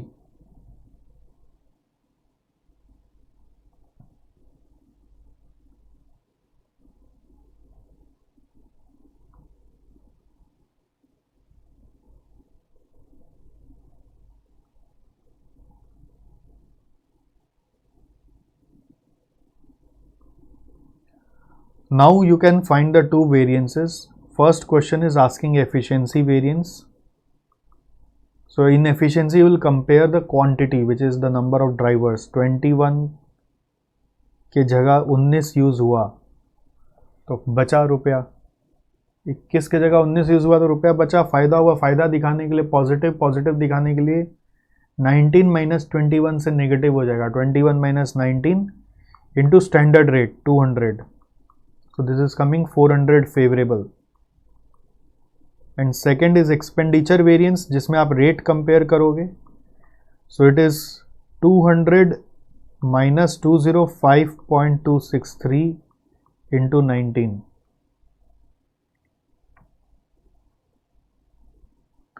So if you'll see the answer is coming ₹100 adverse. Rate extra हो गया. देखिए हम लोग को याद हो गया ना. थोड़ा तो हम अभी फास्ट कर देते हैं क्योंकि अभी मैं स्टैंडर्ड कॉस्टिंग नहीं पढ़ा रहा हूँ. जब स्टैंडर्ड कॉस्टिंग पढ़ाऊँगा तो ये सब फंडा क्लियर करके पढ़ाऊँगा. तो थोड़ा सा अगर आपको लग रहा हो कि अरे ये कैसे हो रहा है तो एक बार आप चला लो काम, क्योंकि स्टैंडर्ड कॉस्टिंग में सब कवर हो जाएगा. सर आपकी बातों से समझ में आ रहा है हर चैप्टर एक दूसरे चैप्टर से कनेक्टेड है क्या? हाँ जी बिल्कुल है. तो सर ये सब्जेक्ट एक बार में कैसे समझ में आएगा जब पूरा सब्जेक्ट ख़त्म हो जाएगा. ठीक है, हो गया क्लियर? So easy. आगे बढ़ते हैं. एक क्वेश्चन और है, क्वेश्चन नंबर 5. ये मई 19 एग्जाम में आया था और मैं चाहता हूं ये आप अपने आप करेंगे. पहले कॉस्ट ड्राइवर हम लोग बना ले. पहले इसमें पूछा क्या है देखो, flexible budget variance. Flexible budget variance is nothing but another name for total cost variance, which is nothing but standard cost for AO minus actual cost. अब ये स्टैंडर्ड कॉस्टिंग में सिखाते हैं फ्लेक्सिबल बजट वेरिएंस, बट अभी के लिए just बता दिया. खाली कॉस्ट वेरिएंस बताना है 3 एक्टिविटी का, 1 2 3. अब इनका प्रेजेंटेशन तो माशाल्लाह है ही. ओके, बट जो था माशाल्लाह वो मैंने सुधार दिया. यहाँ पर कॉस्ट कार्ड वगैरह बढ़िया से बना दिया. ये मेरा प्रेजेंटेशन है. कॉस्ट कार्ड को देकर सम करना। वैसे इंस्टीट्यूट का सॉल्यूशन में कॉस्ट कार्ड नहीं आता है बन के, तो उससे आंसर आपको समझ में आ रहा है, ठीक है, उससे आंसर आपको समझ में आ रहा है। बट मेन ट्रिक क्या है कि आपको कॉस्ट कार्ड अपने से पहले बनाना है। तो मैं चाहता हूँ आप एक बार मेरे साथ कॉस्ट कार्ड बना लें, फिर कैलकुलेशन हो जाएगा। तो 3 एक्टिविटी है, रिसीवेबल, पेएबल, ट्रैवल एक्सपेंस। हर एक्टिविटी का ड्राइवर्स दिया हुआ है, ठीक है। एक्टिविटी लेवल आपको याद है, अलग अलग नाम से सीखे थे ना, unit level, batch level, product level, तो वो दिया हुआ है खाली रेफरेंस के लिए। इससे ये समझ में आ रहा है एक्टिविटी लेवल ये यूनिट वाइज है, तो यूनिट वाइज वेरी करेगा, ये दोनों बैच वाइज वेरी करेगा। तो इसका कुछ यूज हो सकता है यहाँ पे, आप देखिए। Static budget amount, this is rate per unit of cost driver, ठीक है। सो ये स्टैंडर्ड का रेट है, स्टैटिक बजट माने स्टैंडर्ड रेट, और ये एक्चुअल का रेट है। Output measure is the number of deliveries, output यहाँ पे मेजर हो रहा है नंबर ऑफ डिलीवरीज से, which is same as number of remittance. तो नंबर ऑफ डिलीवरीज यहाँ मिलेगा नहीं, it is equal to number of remittance. The following additional information are also given. अच्छा, नंबर ऑफ डिलीवरीज ही दिया हुआ है, तो it is equal to number of remittance, remittance नहीं दिया होगा, which is same as number of remittances. And ये रेमिटेंस का यूज यहां पर है ना, ये इसका कॉस्ट ड्राइवर है। फिर डिलीवरी बैच साइज है 5, ओके, बैच साइज है 5, ट्रैवल एक्सपेंसेस बैच साइज है 500। तो इसका यूटिलिटी क्या है देखना, number of deliveries is the output here and that is only number of remittance, okay. Now forget number of remittance, think of your this as output. जैसे output units होता है ना, वैसे ही यहाँ पे आउटपुट है, these are like your units, try to understand like this. So what you need is basically drivers for each activity. For receivable, the driver is remittance. So you got the remittance. So there is no more problem here now. For payable, it is invoices, number of invoices. You need number of invoices. And its driving level is batch. So invoices are not per unit basis. These are based on batch basis. So first we got to determine number of batches. Number of batches for delivery. आप ठीक से देखो, number of deliveries अगर 10 लाख है और delivery batch size 5 है, मतलब एक एक बार में 5-5 डिलीवर होता है, तो कितना बैचेस में डिलीवरी हुआ, 2 लाख। और यहाँ पे डिवाइड करके देखो, 948 divide by 4.468, this is coming 212175, this many number of batches। कैसे है, this divide by this, 10 lakh अगर हम टोटल डिलीवरीज किए हैं और एक बैच का साइज 5 है, एक बैच का साइज 5 है, तो number of batches for delivery कितना होगा, 2 लाख होगा। उसी तरह से सेकेंड केस में 212175 होगा, ठीक है। फिर ट्रैवल एक्सपेंस का बैच साइज है 500, तो इसमें कंफ्यूजन ये आता है सम्स में ना, आप ठीक से नहीं पढ़े होते हो, तो बैच साइज को ही आप उठा लेते हो, उसको नहीं लेना है, ये बैच साइज नहीं लेना है, नंबर ऑफ बैचेस लेना है, number of batches for travel expenses. Travel claims दिया हुआ ना, बैच वाइज लेना है, तो number of batches for travel expenses. So एक एक में 500 है और टोटल हम लोग का आउटपुट है 10 लाख, तो 10 लाख बाई 500 कर देंगे, तो दिस इज कमिंग 2000, ठीक है। और यहाँ पे 948 बाई 501.587 करो, 1890, these are number of batches for travel expense.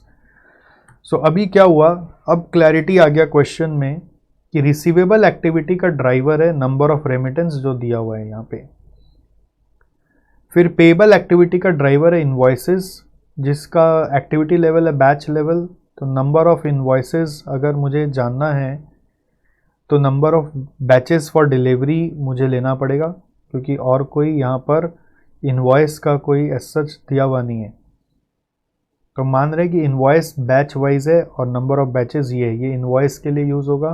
Travel expense के लिए ट्रैवल क्लेम्स दिया हुआ और ट्रैवल एक्सपेंस का बैच साइज अलग से बताया है, इसलिए ट्रैवल एक्सपेंस का ड्राइवर बनेगा। ठीक है, तो 3 ड्राइवर आ गए, अब 3 कॉस्ट कार्ड बनेंगे। अभी भी आपका थोड़ा हिकअप हो सकता है मन में, तो कॉस्ट कार्ड कैसे बनेंगे अभी हम उसके ऊपर बात कर रहे हैं।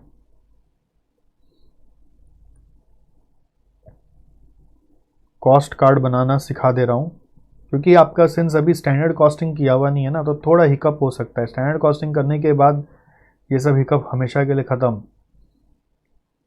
ड्राइवर्स रेट और अमाउंट, फिर ड्राइवर्स रेट और अमाउंट। अब आप बोलेंगे सर ये हम कहाँ लिखें? कॉपी में। जैसे ही देखा सर ने एक नया पेज घुसा दिए, मतलब कॉपी में लिखना है।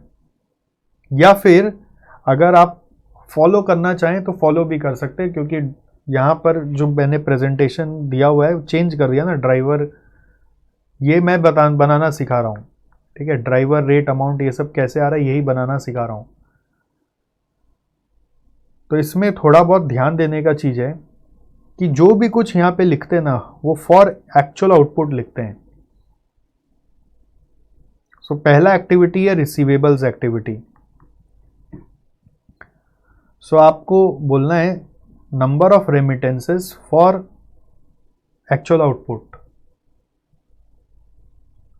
सो एक तरह से देखो, output is 10 lakh unit, number of deliveries is number of output. So output is 10 lakh unit, और उसके अगेंस्ट में number of remittance is also 10 lakh, because output is equal to remittance. Output is 10 lakh unit and 10 lakh unit के लिए 10 lakh remittance है। आपको यहां 10 लाख नहीं लिखना है, यही मिस्टेक हो जाता है। आपको लिखना है फॉर एओ। तो 948 के लिए, 948 के लिए कितना रेमिटेंस होना चाहिए? 10 लाख के लिए जब 10 लाख है तो 948 के लिए कितना होगा? आंसर होगा 948।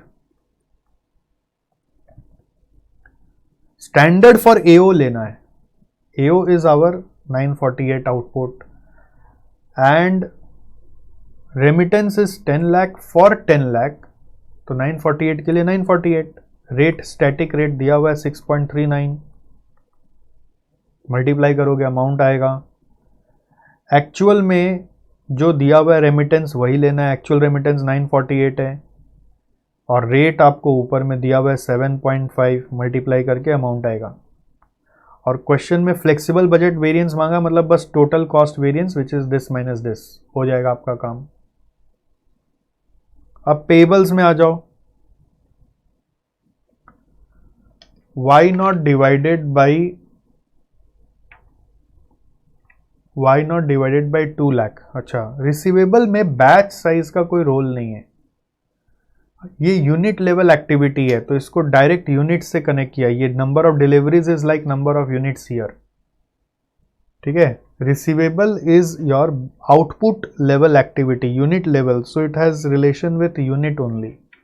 अभी बैच साइज वाला चीज पे मैं आया नहीं। पेबल्स बैच लेवल है, तो इसमें हमको बैच साइज चाहिएगा। तो अब देखना, पेबल्स में आपका क्वेरी क्लियर हो जाएगा। पेबल में आपकी क्वेरी क्लियर हो जाएगी। पेबल में देखो 2 लाख बैचेस है, 2 लाख बैचेस है। ये ड्राइवर को पकड़ो, कंफ्यूजन क्या है पता है? ड्राइवर क्या है? तो driver is this one, this is the driver for invoicing. So 2 lakh is the driver, number of drivers, when output is 10 lakh. 2 lakh is the number of driver when output is 10 lakh. Output क्या है? Output is number of deliveries. Output measure is number of deliveries. Output is 10 lakh multiplied by 948. For actual output, how much it should be? ये तो budget column दिया हुआ है। Budget is for the budget output, you have to find it for actual output. So 2 lakh by 10 lakh into 948, देखो कितना आ रहा है ये। 2 lakh divided by 10 lakh into 948, 189,600। 189,600. 29 is the rate, और actual में it is 212,175 and rate is 28. I hope आपको समझ में आ गया होगा. पेबल के बाद थर्ड है आपका ट्रैवल. अब ट्रैवल का आप अपने आप करिए, मुझे बताइए क्या होगा यहाँ पे. ट्रैवल का आप बता दीजिए यहाँ पे क्या होना चाहिए.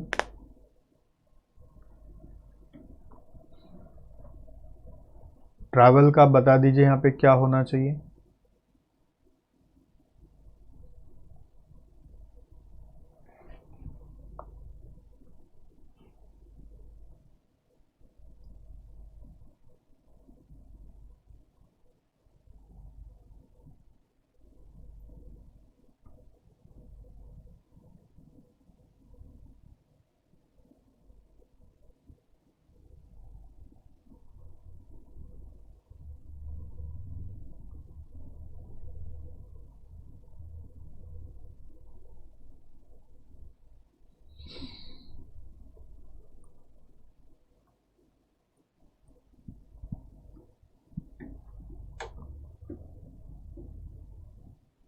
Quick quick quick. ट्रैवल के लिए ड्राइवर है 2000 और 1890.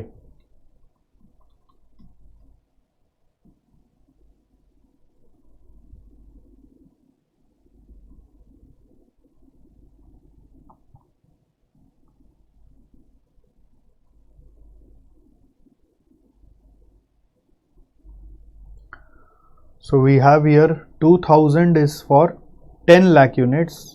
Actual output is 948. Very good. 1896.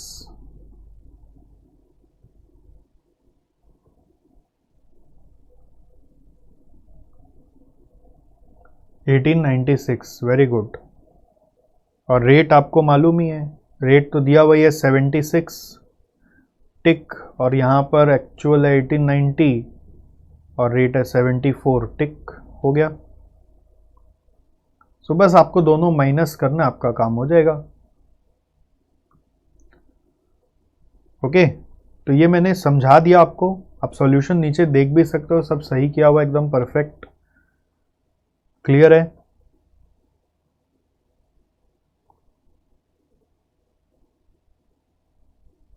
इसमें सिर्फ आपको कैलकुलेट करना था. कैलकुलेट मतलब कोई ज्ञानबाजी नहीं, सिर्फ आंसर निकालो और छोड़ो. ऑलराइट. सो गाइज, इसके साथ मेरे तरफ से एक्टिविटी बेस्ड कॉस्टिंग चैप्टर खत्म हुआ. एक्टिविटी बेस्ड कॉस्टिंग चैप्टर खत्म हुआ.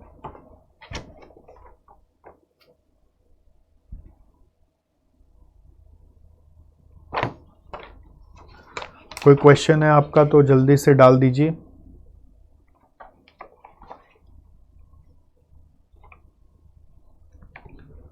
आपको यहां पर लिख लेना चाहिए.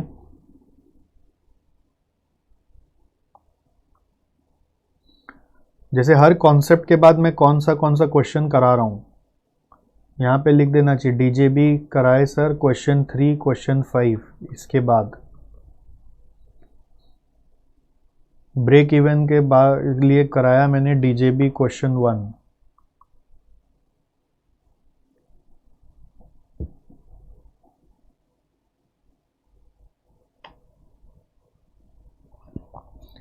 यहां पे मैंने कराया डीजेबी क्वेश्चन 2 क्वेश्चन 6.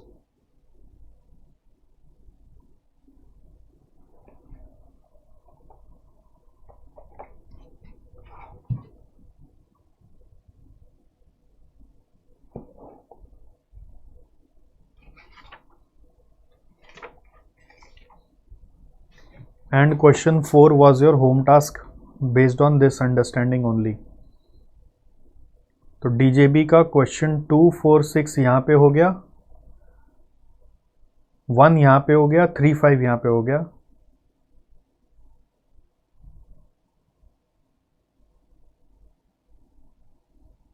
ओके. और यहाँ पे मैंने एक वर्कबुक का क्वेश्चन आपको कराया था, 1 2 3 4 5 यहाँ पे मार्किंग हो गया। तो इस तरह से ध्यान रखिए कि सर ने एक एक कॉन्सेप्ट के बाद भी क्या क्या कवर अप किया है। ठीक है जी, फिर कुछ जवाब तो दे दीजिए, यस सर नो सर।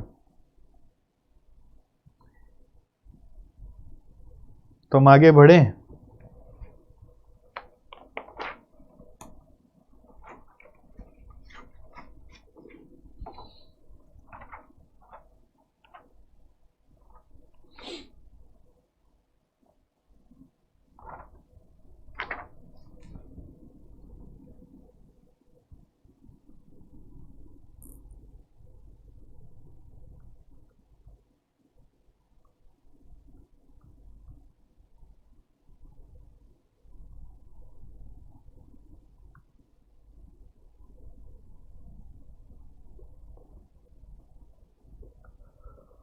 चलो yes sir, thank you sir.